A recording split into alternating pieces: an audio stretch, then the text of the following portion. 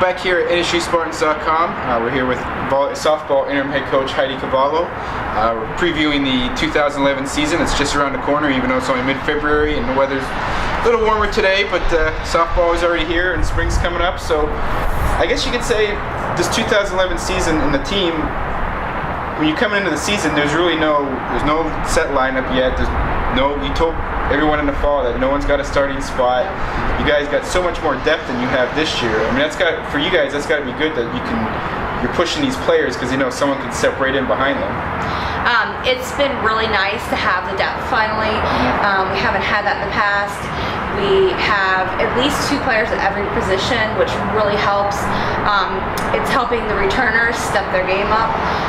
These newcomers and the freshmen are really pushing them to work hard, and it's been fun. We inter squad twice a week, and until Saturday, we really don't know what that starting lineup is going to be.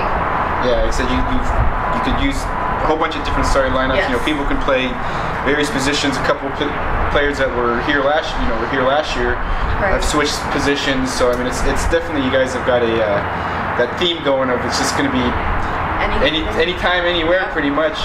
It is pretty much any given day. Any of them could be at any position. We've worked a lot of returners at different positions that they're not used to. For example, Jeanette Sauceda has moved from first base to third base for us, and she's doing a fantastic job. I think she's really excited to get going so she can feel a little more at home there. But they all know, depending on the situation of the team that we play, they could be anywhere in the field. Yeah, and you stressed this year that the hitting is going to be so important because last year you guys struggled. I think you only hit about maybe 250 or so. Right. You only had about 5 home runs in however many games. Right. So you talked about that hitting this year is going to be so much more important for you, and that people, could be out. The lineup's going to be kind of set on who's hitting this year, who's hitting low at that time. That's kind of what we set in the fall. If you're hitting, we're going to find a spot for you. If we have 2 first basemen that are hitting, one's going to be playing first and one's going to be playing somewhere else. They've worked very hard in the off season, working on their hitting. We have a completely different hitting philosophy, and we can't wait to see how well we've worked. So yeah, see those results actually come out on the field there. Yeah.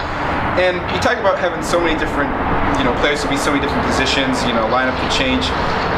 How have you guys kind of had to build team chemistry, and not just in the off season here, but as the season gets going? How are you going to really be able to build team chemistry, knowing that people are always going to be moving around, and the lineup's going to be moving around so much? I think that in the first few weeks at home before conference play opens up, it's just going to kind of be time for us to figure out who's going to actually start where come conference.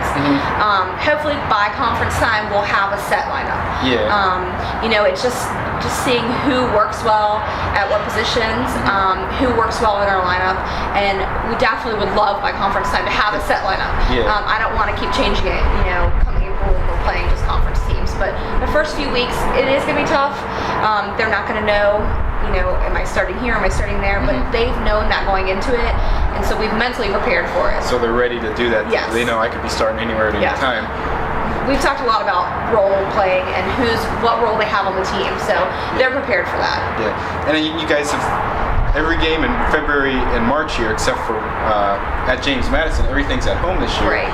So that's got, in those first month and a half, everything's at home except for a trip at James Madison. So for you guys, that's got to be comforting to know that, as we're trying to get everything set and trying to get everything worked out, we don't have to worry about travel as well. As we're here at home and we can figure that out at home.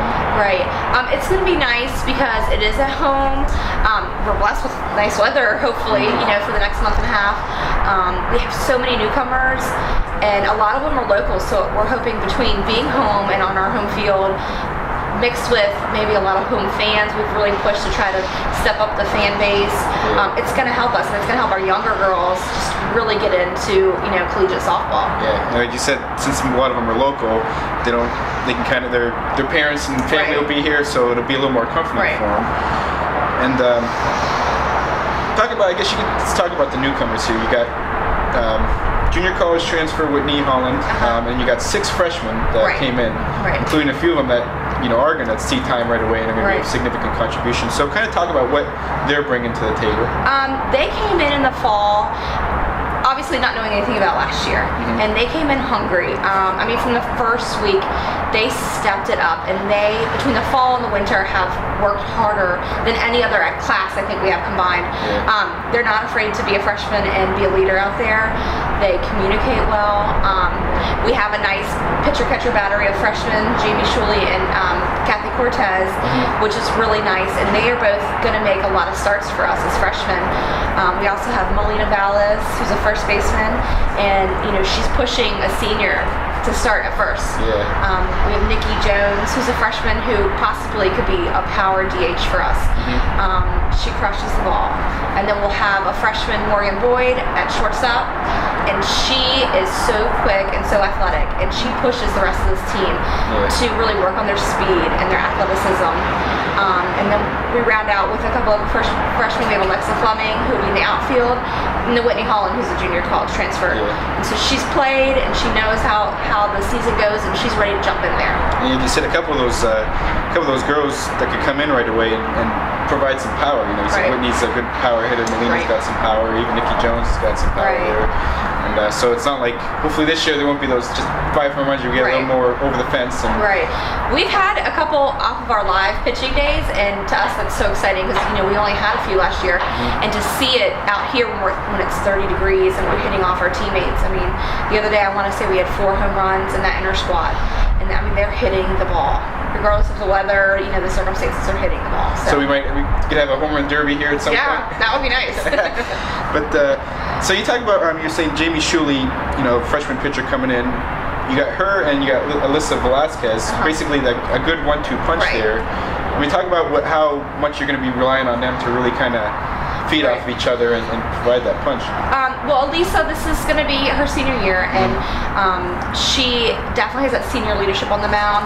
She's thrown so many games for Norfolk State. She's so at home here. She cannot wait to get started. Mixing Jamie with her, they're so different. Elisa definitely has a lot of velocity, a lot of spins. Her changeup's phenomenal. And then Jamie Shuley coming in as a lefty, and she throws completely different type of pitches. It'll be very nice in a doubleheader to go Elisa and Jamie because they are so different. I think they're really going to help keep teams off balance.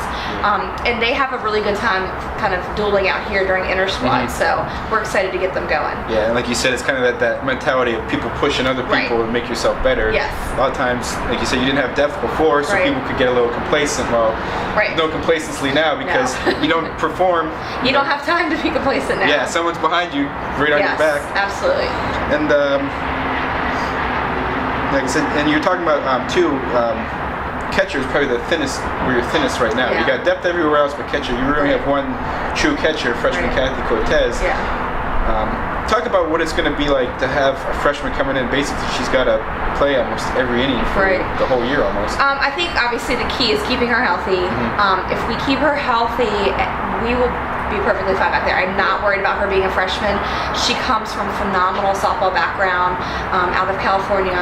She knows the game. She can call a fantastic game for the pitchers. The pitchers feel so at home with her behind the plate, even though she's a freshman. She's really good at controlling, especially in inter squads in the fall, controlling the pace of our game.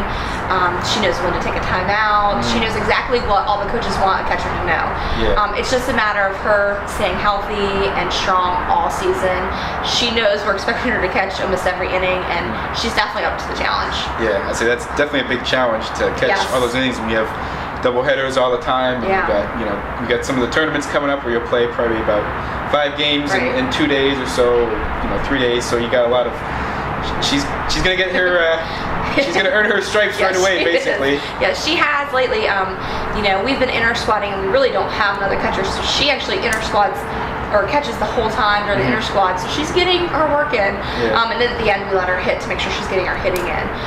She's up for the challenge though. She doesn't complain, never makes a peep at practice. That's where she wants to be the tone to her. And I think she's happy that it's just her. So. And then I guess you do have experience at places. Talk about these freshmen. It's not like you're lacking experience. You got Danielle Wright in center. This is entering her 3rd year. She's as you said before, your best player on the team. You got experience now. You got second base, you got Candace Vasquez. You're talking about Morgan Boyd at shortstop, but you also got Gypsy Ramirez there too. So talk about having experience at these other positions. Right. You talk about the freshmen too. Well, we definitely have a good mix, I guess, of freshmen and returning players. Danielle Wright will be starting in center for us again this year. She's a phenomenal student athlete. Once she gets going, especially by conference time, she is on fire usually. We're looking at her to step up, I guess, as the on-the-field leader. I've really asked a lot of her to really step up, be very vocal. In the outfield, she covers so much ground. She has a cannon of an arm. We've really worked on her throws, being very precise and on the mark, and she's worked hard at that. Once she's in that batter's box, she hits that ball. She hits it so hard, and she can go from first to third, on a ground ball at the middle, and possibly even score because she's so quick. So she's starting to really mature on the field and know the game really well. So we're excited for her this season. I think she'll do very well. Then we've actually moved Jeanette Sauceda from first over to third. She played third a little bit as a freshman, but first has been her home, and right now we're looking at her at third base. She's stepped up. She's done a good job. That senior mentality has come through with her, considering we moved her. But it will be, someone who has the experience. She knows the teams. She knows what other teams, batters do if they bunt and things like that. So it's nice to kind of still have her on a corner. She's probably worked the hardest on her hitting. So we're looking for her to definitely regain her hitting strength from last year to this year. Because her freshman year, she did phenomenal. And so hopefully this senior year, she'll have a really good at bat. So we're excited for that. And then we do have Candace Vasquez, who's started all past 2 years, and we have her at second base. She's kind of moved around from second to short to third, and now we have her back at second. And I think that she really likes it there. I think she's comfortable there. She has worked hard as well on her hitting, so she's excited. She cannot wait for Saturday. I mean, all week she's just been talking about it, and I think that the returners cannot wait, just kind of redeem themselves from last year and get going. Like I said, the season does start right around the corner here. Saturday and Sunday, you got a pair of double headers.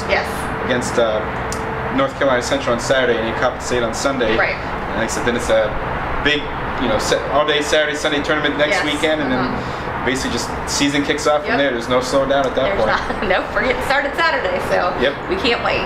So like I said, season starts here on Saturday at the NSU softball field. They'll be hosting North Carolina Central for a doubleheader, early afternoon start, and then back here Sunday with Coppin State, another doubleheader here, and then from that, basically everything. So, it's there. And so for all your information this year on the NSU softball team, check out NSUSpartans.com.